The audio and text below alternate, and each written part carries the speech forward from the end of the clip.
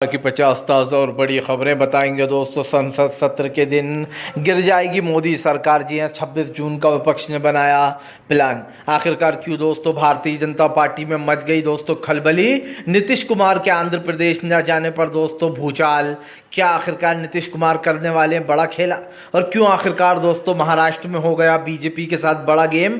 कभी भी गिर जाएगी महाराष्ट्र की सरकार और बगावत की शुरुआत हो चुकी है। आखिरकार क्यों दोस्तों राहुल गांधी बने देश के सबसे पॉपुलर मजबूत नेता। नरेंद्र मोदी को लगी मिर्ची। तमाम मुद्दों पर होगी बात, लेकिन उससे पहले अगर आपने अब तक हमारे चैनल को सब्सक्राइब नहीं किया है जल्दी से कर लीजिए। पास में एक घंटी आएगी, इसको भी दबाइए ताकि हर वीडियो की अपडेट आपको मिल पाए। दरअसल दोस्तों आपको बताते चले प्रधानमंत्री नरेंद्र मोदी को बड़ा झटका। राहुल गांधी बने दोस्तों देश के सबसे पॉपुलर नेता। दरअसल आपको बताते चले दोस्तों अब तक 2014 के बाद से नरेंद्र मोदी पॉपुलर लिस्ट में सबसे पहले नंबर पर आया करते थे। लेकिन आपको बताते चले राहुल गांधी ने जब से 2024 का चुनाव लड़ा है तब से राहुल गांधी इस देश के दोस्तों लोकप्रिय नेता में सबसे नंबर 1 पर आ गए हैं मोदी सरकार को पछाड़कर। आपको बताते चले राहुल गांधी ने बहुत कम समय में अपनी एक छवि बनाई है। मैं कहता हूं कि अभी भारत जोड़ो यात्रा को सिर्फ 1 ही साल हुआ होगा मुश्किल से, और 1 साल के अंदर दोस्तों कोई अपनी इतनी छवि बदल दे ये अपने आप में ही एक बड़ी बात है। आप समझिए पूरी मीडिया ने राहुल गांधी को पप्पू घोषित कर दिया था। इनके हिसाब से राहुल गांधी पप्पू था, लेकिन दोस्तों राहुल गांधी मेरे हिसाब से तो कभी भी पप्पू नहीं थे, क्योंकि राहुल गांधी जब भी बात करते थे तो दोस्तों समझदारी की बात करते थे, ना कि नरेंद्र मोदी की तरह के गटर से गैस निकालो, उधर भजिए तलो, इधर ये करो। ये सारी बातें राहुल गांधी ने कभी नहीं की, और यही कारण दोस्तों जो आज राहुल गांधी को पॉपुलर लिस्ट में सबसे पहले नंबर पर देखकर नरेंद्र मोदी को दोस्तों कलेजे में आग लग गई होगी। नरेंद्र मोदी सोचते थे कि राहुल गांधी की छवि बिगड़वा कर, मीडिया से उनको पप्पू खिलवा कर उनका करियर ही ख़त्म कर दूंगा, लेकिन इस देश के में राहुल गांधी ने बता दिया दोस्तों कि अगर किसी के अंदर हिम्मत है, ताकत है और जज्बा है तो वो इंसान अपने आप को बदल सकता है। आपको बताते चले दोस्तों फिलहाल संसद सत्र के पहले ही सत्र में गिर जाएगी मोदी सरकार। जी हां, 14 जून से शुरू होने जा रहा है संसद का सत्र। 26 जून तक बताया जा रहा है मोदी सरकार की विदाई तय है। दरअसल आपको बताते चले बताया जा रहा है कि इंडिया गठबंधन के संपर्क में कई बड़े नेता आ गए हैं। उधर संदीप चौधरी जैसे दोस्तों दलाल पत्रकार जो एग्जिट पोल को सही बता रहे थे, संदीप चौधरी जैसे पत्रकार कह रहे हैं कि इंडिया गठबंधन में बड़ा खेल होने वाला। आप समझिए एनडीए में होने वाला खेल, लेकिन संदीप चौधरी इंडिया गठबंधन का कह रहा है। आपको बताता चलूँ दोस्तों इंडिया गठबंधन अब सेंध लगाने वाला है एनडीए में। हालांकि ये तो मैंने बार बार दोहराया है कि बीजेपी दोस्तों इंडिया गठबंधन को तोड़ने की कोशिश ज़रूर करेगी। बीजेपी ज़रूर चाहेगी कि इंडिया गठबंधन को तोड़कर दोस्तों किसी भी तरीके से उनके सांसदों को खरीद लिया जाए। लेकिन मैं ये बात पूरी जिम्मेदारी से कह रहा हूँ, लिख कर दे सकता हूँ दोस्तों कि एनडीए की सरकार बहुत जल्दी गिरेगी। अगर मोदी सरकार दोस्तों नाकाम रही लोगों को खरीदने में, तो मैं लिख कर दे सकता हूं कि दोस्तों इस सरकार को गिरने से कोई बचा नहीं सकता है। और ये बात हम क्यों कह रहे हैं दोस्तों, क्योंकि आपको बताते चले नीतीश कुमार के बगावती सुर दिखने शुरू हो गए। नीतीश कुमार जब किसी से मिलते हैं या किसी का साथ देते हैं तो वो ऐसे ही आते हैं हंसते खेलते दोस्तों, और जो यहाँ पर बिल्कुल लड़खड़ाते हुए।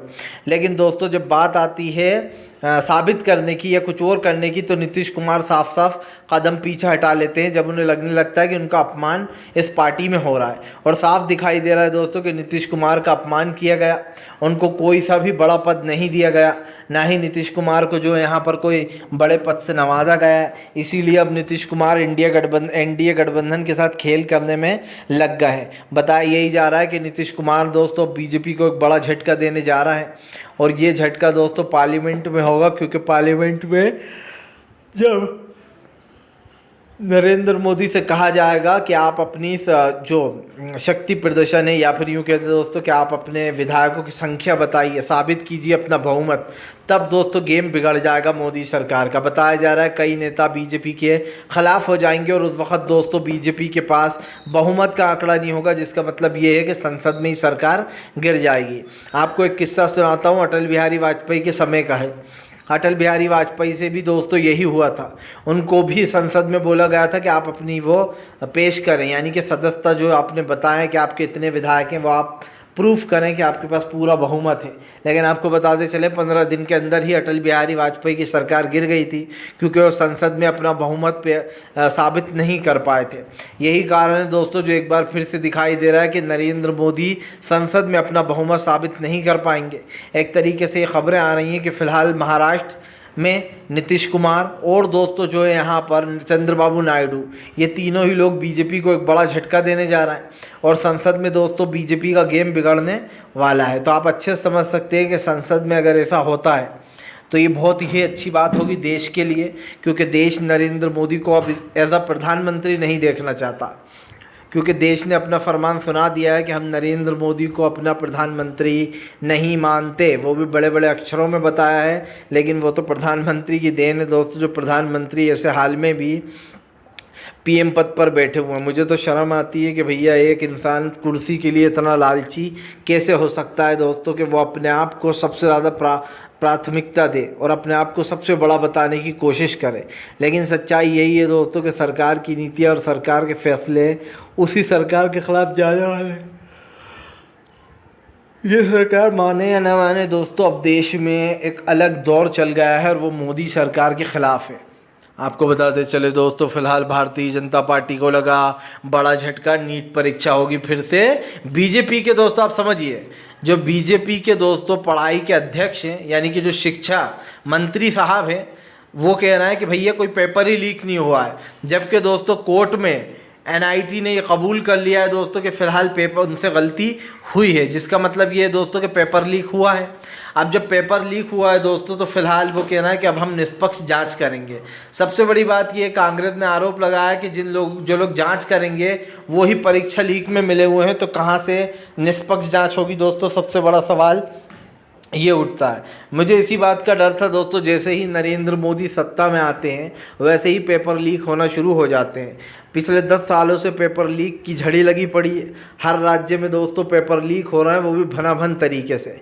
इस देश का प्रधानमंत्री उसके बाद भी युवाओं से जो है एक तरीके से दोस्तों उम्मीद रखता है कि युवा जो है नरेंद्र मोदी को वोट दें। क्यों भैया, किस लिए वोट दें? ताकि पेपर लीक हो जाए और आगे भी पेपर लीक हो। सबसे बड़ी बात ये है दोस्तों कि इस वक्त जो पेपर लीक हो रहे हैं इसका जिम्मेदार कौन है? क्या नरेंद्र मोदी इसके जिम्मेदार नहीं है? मैं आपसे पूछना चाहता हूँ। प्रधानमंत्री चाहे कितना ही झूठ बोल लें, जनता अब देख रही है कि दोस्तों ये सरकार किस तरीके से देश के लोकतंत्र की हत्या कर रही है। कभी पेपर लीक हो जाते हैं, पेपर लीक की बात होती है कि भैया अब पेपर लीक हो रहा है, इसका जिम्मेदार कौन है? तो सरकार कहती है कि हम जांच करेंगे, और फिर जांच के नाम पर दोस्तों स्टूडेंट को बेवकूफ़ बनाया जाता है और उसके बाद नरेंद्र मोदी हिंदुत्व के नाम पर वोट भी मांगते हैं। लेकिन अब की बार इन छात्रों ने बता दिया कि हम बीजेपी के बहकावे में नहीं आने वाले। बीजेपी ही है जिसने दोस्तों युवाओं के कैरियर को बर्बाद किया है, क्योंकि वैसे भी प्रधानमंत्री का मानना तो यही है कि पढ़ लिख कर आपको भजिए बेचना है दोस्तों। अब भजिए बेचना है, कितने बेचना है ये आपकी वो है, लेकिन आप एक चीज़ समझ लीजिए कि अगर आप लोग पढ़ाई लिखाई कर रहे हैं तो नरेंद्र मोदी के हिसाब से आपको भजिए बेचना होंगे दोस्तों पढ़ लिख कर, क्योंकि एक चीज़ तो साफ़ हो चुकी है कि फ़िलहाल भजिए बेचकर ही आपका घर चल सकता है। तो भैया भजिए बेचकर ही घर चलाना है तो पढ़ने लिखने की क्या ज़रूरत है? फ़िलहाल आप लोग भजिया बेचिए आराम से और जो है अपना घर बार चला लीजिए। लेकिन फ़िलहाल अब आने वाले समय में सरकार की नीतियाँ पता चल ही जाएंगी। आपको बताते चले दोस्तों, प्रधानमंत्री नरेंद्र मोदी के ऊपर जमकर भड़कते हुए नजर आए दोस्तों जो यहाँ पर अखिलेश यादव।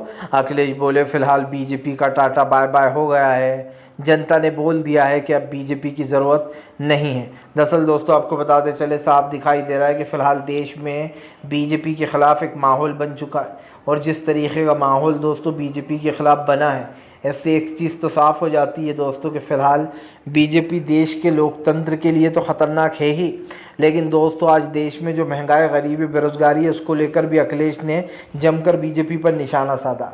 अखिलेश ने कहा कि उत्तर प्रदेश के एक एक युवा और उत्तर प्रदेश की तमाम